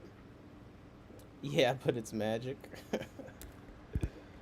And then it was kind of funny seeing the freeze-dried brine shrimp cubes and bloodworms. They kind of did Aquarium Co-op dirty on this one, because they have them like right above bigger cans of both of those things for less by amount. Gosh. Let me find the frame. So you can see that little can of bloodworms, about $8. You know, it's a tiny little container. And then if you like look right below it, we got these giant ass freeze-dried bloodworm containers. I think it was like $20 ish, but like they're massive. So yeah, maybe it's like double the price of the Aquarium Co-op one, or even if it was triple. I mean, look at that. Why the hell would I ever buy that tiny can? So man, they did them dirty. They did them dirty. Co-op did themselves dirty. I prefer Sarah Foods, TBH. I've heard a lot about Sarah Foods. I need to buy some more Extreme Foods. I might be an Extreme Foods fanboy if I try them and they're as good as they were last time. Shrimp Baby is what I feed my fry. I need to try Shrimp Baby. Some of the Glass Garden foods look pretty interesting. I'm so over the co-op.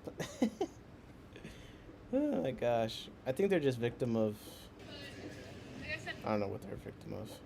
I rock with the co-op, but there is some frustration, you know. You always get most frustrated though with the people you care about, right? Here you see the original freeze-dried brine shrimp, which is also right next to the co-op brine shrimp, and we did a whole breakdown of, you know, you can find basically the same freeze-dried brine shrimp they sell for a lot less. But here you go, $24 for this. Is it worth it? Is it value? You do the math. Probably worth it. If you're gonna buy freeze dried, may as well buy a big amount for less per cost. Ooh, Sarah food, fried food in particular. Yes, I just ordered the 2-pound bucket. Damn. That's pretty cool. I want to order a 2-pound bucket of food. I don't have enough fish to justify that yet, but we're working. We're working on it. We're absolutely working on it. Let me see what else stood out in this section. I didn't see any other aquarium co-op stuff. They probably sold out, honestly. How long have you been here? Oh, here's the display tank that Steve was talking about. My goodness. Here's a shot, and we'll get another one up close, but you can kind of see. You can kind of see here. We got those barbs there. Massive. Absolutely massive. And the serums there in the back. And it's just nice to be able to...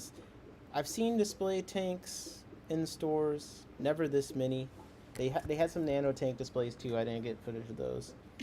But just seeing the fish grown out, being so big, looking like they're in good shape. I mean, that is really nice. And it does inspire you. It gives you something to ascribe to. Well, Nick, you saw the amount of fish I brought to the swap. That's only a fraction of what I have. Goddamn. You brought a lot. You did show out. Sometimes people, they don't want to, you know, bring a ton of stuff and have a bunch they didn't sell at the end of the day, but you definitely came all the way out. So I hope you made a dent at least. It's good. Powdered green water. I guess I need to try this Sarah fry food. I bet someone closer to 8 inches, and I know what 8 inches look like. Dog, get the fuck out of my chat. Shut the fuck up. You've bred a lot of fish and stuff, so I'm sure you're familiar like that. That's what we're referencing there. Let me see. What else is cool that I actually got? I guess I'll show kind of just... They have so much space that not only can they have like multiple tanks, and excuse the Bigfoot quality on this photo, but they got like display tanks next to like, if you're selling tanks, you would wish that every store possible could do this. Like, they got little display terrarium tanks. They don't got anything in them, but like it's just set up with like wood and light next to the tank in the box. Like, bro, it's literally... Just let me buy the display. Honestly, it'll save me all the trouble. I'm trying to find someone local to sell my powdered isopods to. Koi color isopods? Ooh, that's not good. Steve, did you see the goonch catfish? What in the world? Catfish dealing? Okay. What else? I didn't get any of the reptile section. It is huge. I'm trying to see, like... Here's a peek at the reptile section and like the supplies leading up to it. Like, I'm just trying to give people an idea of how massive this store is. That we've already seen like a big thing of a bunch of dry goods like wood and rocks. And there's a whole other section dedicated to reptiles that also has that. Like, look at this. And then if you see at the top in the corner, like that's the entrance to the reptiles' own little section of the store. So it's pretty crazy. And they do events in here. They do Like, this isn't the only kind of event thing they do. So it seems like they're actually kind of a community meeting point, which is nice. Um, One thing we've talked about a lot is we wish that we could have meetings, like club meetings in a fish store.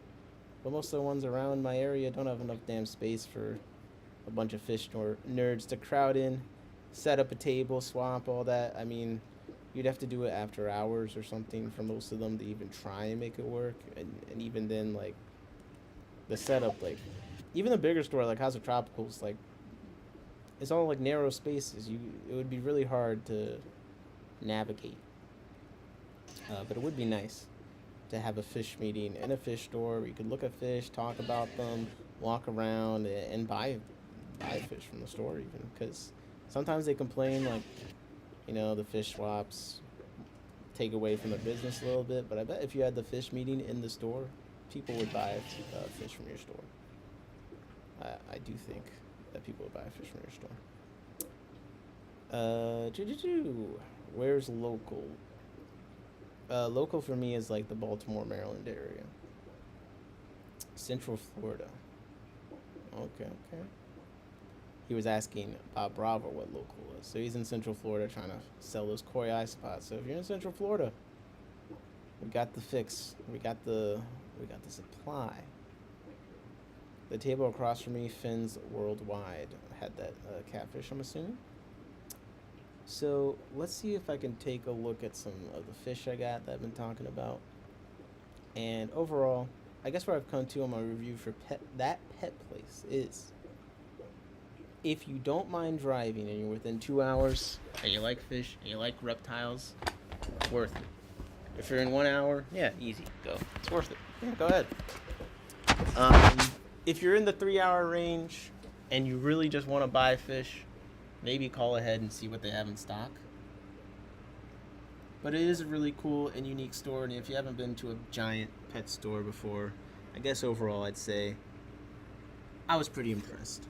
I was. I can't really knock them too much because I'm looking for very specific things when it comes to fish selection. But I think for the average person, it'd be a pretty incredible store to shop in. And again, like the plant room alone, I don't think I got a shot of it, and this is the 28 low boy. I'm trying to see you guys to see the rosy loaches kind of hovering in there. They're just very fun. While I talk. But yeah, just the plant room alone, I think like it is an experience when you can go into a store, walk through a door, and now you're in an entirely different section dedicated just to fish. Walk through another door, entirely different room dedicated just to plants. Walk through another door, and they have a pond section, another salt. It's like they have 5 stores in one store. Then you walk outside that, it's like a dry goods wonderland. You're petting the stingrays. You got all the other goodies, and the rosy loaches I think might actually be spawning in there. I haven't had the time to sit and really watch them, but I definitely think I've seen them lay a few eggs, which is one reason I wanted to put them in here, see if I could get some passive breeding going. And the Elisoma have been breeding in here on their own. Actually, there's a male back there. I don't know if you guys are actually able to see him. But my main male, dominant male Elisoma, is hanging out to the right of that, wood pile where the snail is. And he's kind of lurking back there. If you're trying to breed Elisoma, literally just get as much moss as possible. They don't seem to really eat the babies. They live in the moss, and it's like easy mode. So I'm hoping to get a lot out of that, but I'm also trying to breed them in a more controlled way where I can watch and have them out and sell them and catch them easily.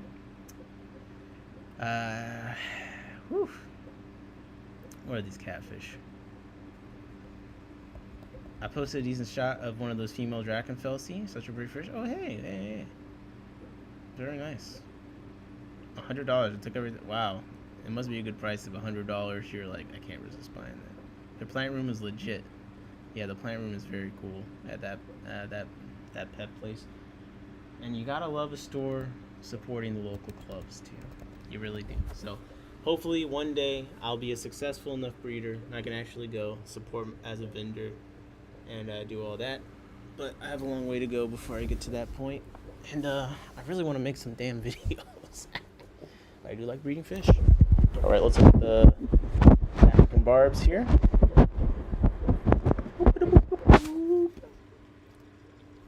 And turn down the screen. But you can see I've got them in this 5-gallon kind of holding tank that I put all the new arrivals in. Usually put like a low dose of general cure, try and knock out any stray protozoans, internal parasites. Most of the barbs look pretty good once I got some food in them. One or two could be a run of the group. Actually, besides, all of them have now eaten and they all look pretty good. I see one that maybe has a head shape. I'd be like, you hit your head, bro. But I think he's selling out. So I think the price they're selling him at was absolutely incredible. I have no problem growing out fry like this. And I got maybe about 10 or 11. And I'm extremely excited. So this is one of the best things that I got from Just Another Fish. So I got that, and then the Bacopa I bought from him I have floating in here, and you can see it's an absolutely massive amount for $10. So I can definitely recommend Just Another Fish. So far, so good. Doing good business, as you say. I'm a pretty happy customer, and I'm excited to see what you bring next time. You said that wasn't all you had, so this is already just having these barbs, man. I've been looking for them. This is already something that tells me the taste is good, and that's what I look at the most, the taste. Like, that's one reason I like Small World, because they breed a lot of stuff I'm into. You know what I mean? Which Elisoma do you have? I have Elisoma gilberti, I think, WICCA Springs, I believe. I got them from James Bellflower, I think is the name, off of Facebook. So the barbs looking great. The Australs are in there too, but I don't think we're going to be able to see them because they're behind all the damn Bacopa. So all the stuff I got from the swap I put in there today, besides the fairy shrimp. But the fish I got from Justin, I wasn't too worried about them. I want some when you breed them. Well, I've already bred them, so depending, I can't really do wholesale numbers, but if you want a pair or something, I probably can do that relatively soon. I've just been pairing them off in a more controlled setting, but I've been kind of like free breeding them. They just breed a lot for me on their own, but then the way that I keep them makes it hard to catch them and actually know how many I have. I just keep finding them over and over and over again. Here's the Galaris in here. I got him in a 15-gallon for now. Don't have a black background on it, so not going to be the easiest to see, but he is definitely been hanging out. They're chilling. He's constantly trying to show off, which I get it. He's a pretty fish. Bro, what an attention seeker. Look at this guy. If he comes to the front, I'll show him again. No, I want a small group to breed out in the summertime. Alright, I'll keep that in mind. Forgot her name at Small World. Was asking me about them too. So that's another reason I was like, okay, let me catch a bunch. I looked in this tank the other day, and I saw like 10 fry that were actually a couple months old. I was like, let me start pulling these. So I have a couple tanks of them going. It's just a matter of corralling them and then pairing them off in tanks where I can actually watch the progress. Maybe I'll do a mop for one of them, a spawning mop for one of them, because they're pretty productive. Hell yeah, Steve. Look up the Wallago catfish. Let me look up the Wallago catfish real quick. See what the hell you guys are talking about. Jesus. Bruh. Who's trying to keep this? Do you got a whole aquarium? Like a building? You could dedicate a whole building to this thing. My God. It's a monster. I feel like this is this how you lost your shoulder? Did you get a catfish you were too excited about? Got too close and I told me to make a joke about you lose your shoulder, but these monster fish, man, I feel like they're a little scary. I have one. I built a 2,500 gallon pond in my fish room. Jesus. Jesse probably has a school of them. Man, you just can't eat at anyone's house, you know what I mean? Oh, he came to the front a little bit. He came to the front a little bit.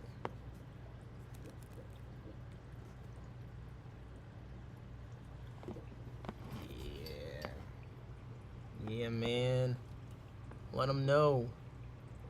Let him know. Very pretty fish, man. So, hopefully I get some eggs. I'll check for eggs tomorrow. Then I'll probably separate them.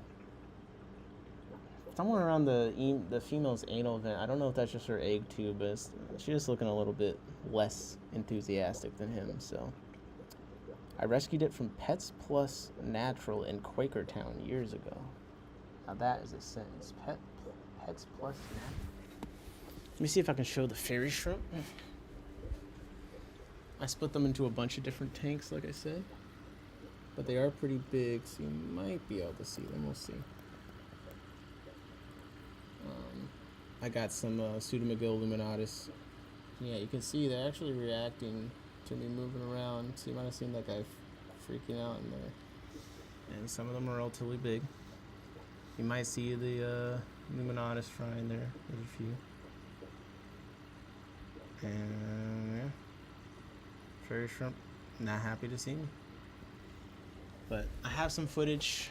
I will post some of it. Ooh, these guys are cool. They're like being so sneaky. You see them? Look at that little killifish there. I see you, man. You're not hot. You're not sneaky. I see you. Thinks he's so sneaky. It's a Nick or what? I don't have a K in my name, so I guess people always do. And I see. Oh, I did buy a rainbow fish. I can't pronounce the name. He said the breeders were from Gary Lang. Which I don't care. I really don't care. But, you know, that's something people say. Right? Why not? Here's one. I actually do see some hints of color in that one. I got 3. He said he thought it was 1 male, 2 females. And they're back there. And I forget the name of them. As in, I can't pronounce it. Like, I can visualize it, but that's going to be about it. That's going to be about it. No, not Praecox. There is a Praecox in there. He's the last one. I need to catch him. All of his friends are somewhere else. I can't get this guy. I cannot get this guy. Some exciting things. It's like annoying because I wanted to do a bunch of stuff, but my shit isn't working. But next stream I'll be going over breeding stuff with some footage of different things, hopefully. I got the rainbows from the guy I was talking about earlier. That was really knowledgeable. And they had the angelfish over there. I do have a photo of the angel of the price thingy with the name of what rainbow I got. So I'm trying to find it, but I'm fading. The next stream I do. Well, I'll do a swap tomorrow at the ASCM meeting. So I might go over that, but I don't think anything too crazy. We'll see what fish I even managed to catch to take there, because I have I have all sorts of stuff to do in the morning tomorrow. I gotta drop people off at the airport. It's like it's gonna be a disaster. Maybe I'll show up with nothing. Wes, yeah, and those names can't be pronounced if you're asking me. Yeah, I can't pronounce the rainbow fish names. So the next stream I do, probably be going over a bunch of breeding stuff, and now that I've broken, if you didn't know, I had a mental block with my camera. That's another reason the video hasn't been done, even though I've shot some videos technically that just need to be edited. But I got my camera out, I'm taking photos, I'm taking videos. I feel like I got some nice event photos. Maybe I'll post some on Facebook when I can get into my Facebook. I can't right now because it wants my phone code number, and I lost my phone in quicksand. So there's that. But I want to get some photos of some fish I'm keeping and breeding, talk about them. You know, as someone said last time, you know, fish is what people are into. Let's talk about the fish. I want to talk about some of the fish I've been trying to breed or successfully breeding. When I came back, I saw a scarlet baddis fry in here that was maybe 1/3 adult size. It was way bigger than I expected. So I'm making progress on the scarlet baddis. I think I might actually have some make it. I don't think it's hard to tell how many are in there. I gotta be honest. I don't see that many at once. So it could be I have 3 scarlet baddis fry, but the sizes vary so much. So that's what happens when you're like me and you don't breed things in a very controlled or well thought out way. You just kind of let things do what they do.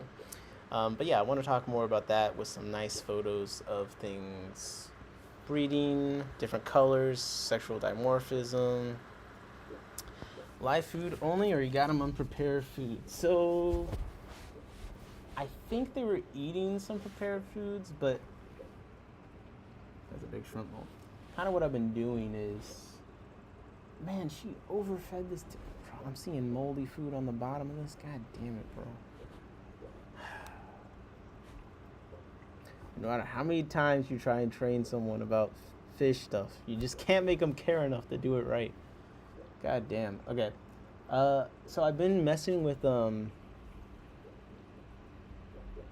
first of all, there's a lot of stuff for the scarlet baddis to eat in most of my tanks, because I have a bunch of shrimp isopod tanks that just get so much stuff in it that when I put the pair of scarlet baddis in there, they can really go to town on all sorts of things. So that's one thing. The other thing is, in my fry and shrimp and isopod tanks, I've been doing Daphnia magna, and they've been able to keep enough of a population and keep going. And the thing with the Daphnia magna is they're too big for most of the fry to eat, but they're babies the fry can eat. So it's kind of like a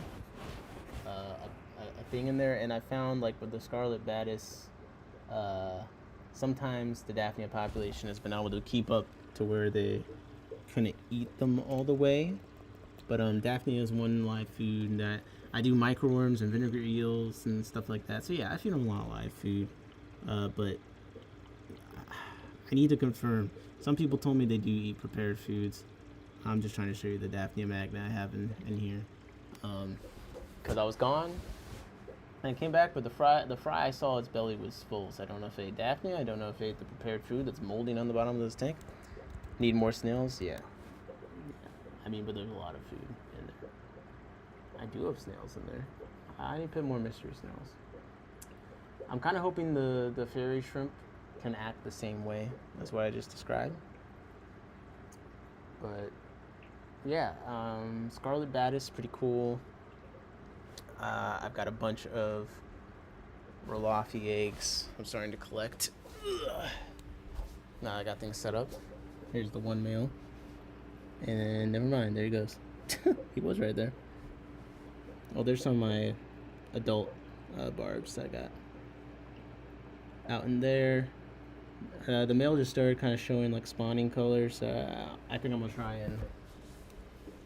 I don't do quote unquote spawning tanks for that's all they're for, but there's varying levels of controlled environments or just where it's just easier to watch things.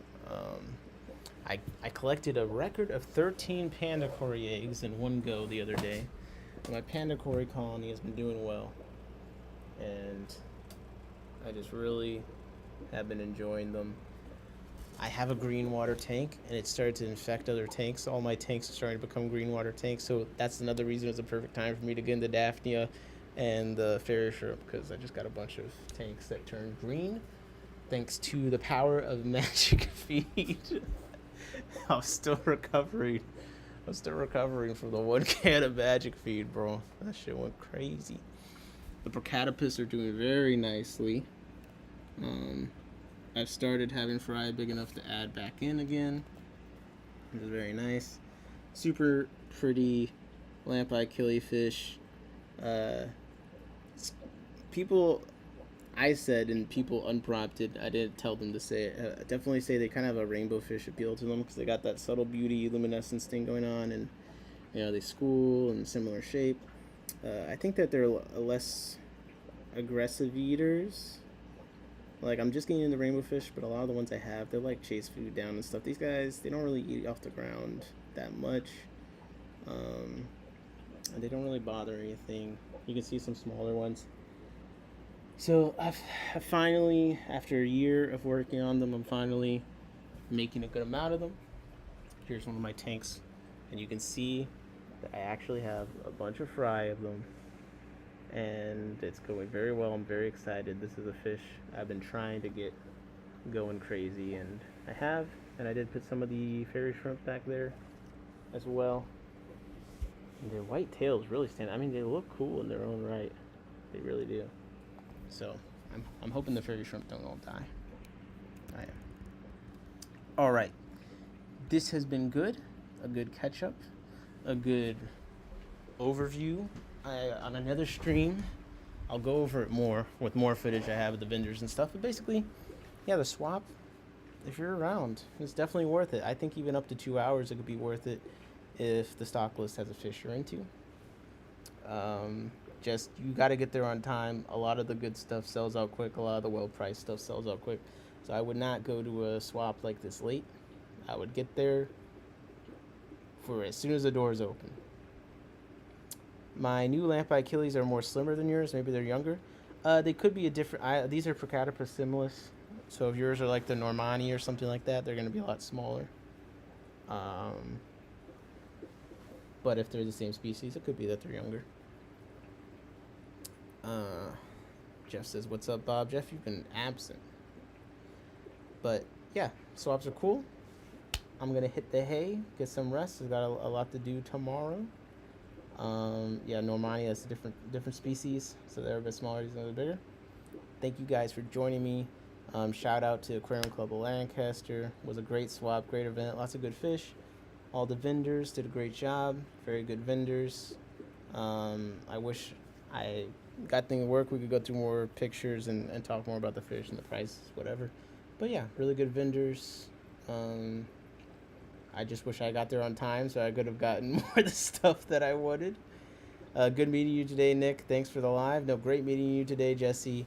Just one more fish. Shout out to them as well. Got some great fish, and I'll keep you guys updated on the progress of those. But I feel like I made out like a bandit, like it was like Christmas today. So thank you to all the vendors and all the people that made that possible. I felt really good vibes. A lot of nice people. So hopefully I catch you at the next one, Jesse. And happy to bring the live.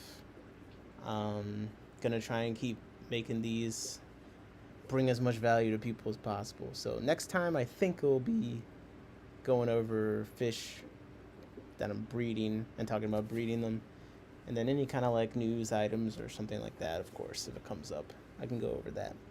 And then Aaron and John are supposed to come and talk, and we have a few fun topics to hit. And we have the update for the Aqua Hunter order, like the couple week update on how the fish from that are doing now. And that's going to be an honest review, but I do want to make one more order from them because they said a shipping announcement is happening in March. So before I do my final conclusion, I do want to do that. But Poodoo Bird, Jeff, just one more fish. Bob Bravo, thanks for stopping by. Steve, you're in the chat holding it down. Appreciate you. It's good seeing you. You don't call enough, man. You don't call enough. Temperate Tanks, I missed you when you said I looked for fish from Boalbo. Couldn't find any of them. Discovered them mostly from the bottom of Deep Lakes and gave up. Yeah, so someone apparently collected these, and I found them. So I was very excited. It was $10 for the bag. I should have bought both bags. Black Planted Tank, thank you for stopping by. Sheesh. I think I got everyone. All right. Have a good night. Oh, the koi. The koi pit. What's up? What's up, crazy fish people? Have a good night, all, and I'll see you guys next time. Tanks.